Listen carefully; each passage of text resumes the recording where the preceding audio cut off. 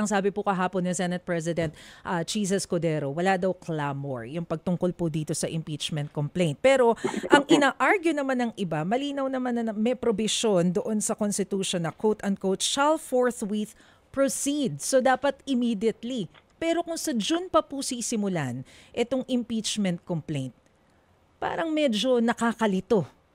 Ano po ba, how immediate, how urgent po ba dapat ang impeachment? Sa akin po, hindi po clamor ang pagbabasihan natin kung hindi yung nakalagay sa saligang batas.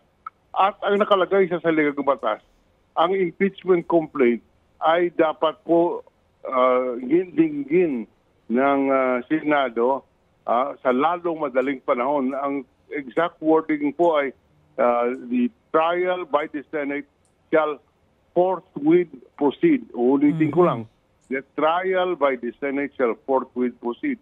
Yan po ang nakalagay sa ating saligang batas at yan po ay hindi clamor ang pinagbabasihan kung hindi po yung ating saligang batas. Nirespeto ko po yung opinion ng Senate President. Ngunit sa akin po, ang ibig sabihin ng forthwith ay agad lilitisin. Pero, ang impeachment complaint. Opo, Senator, paano yun? Kung agad na lilitisin, kasalukuyan pong nakabreak ngayon ng session ng Senado. So, posible pa rin po ba na ipursige yung paglitis sa impeachment case na ito kahit na nakabreak yung session?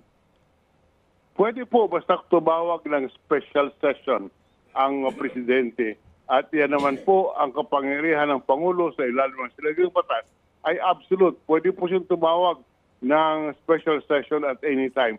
Pagkatapos po sa special session, ang unang item sa agenda, yung ang impeachment complaint po, dahil yan ang utos ng ating saligang batas.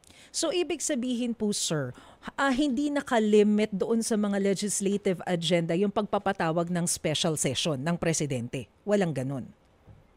Walang ganun dahil sa the moment mabubuo ang special session, ang unang item sa agenda, yung natanggap na impeachment complaint mula sa Kamara ng Representantes.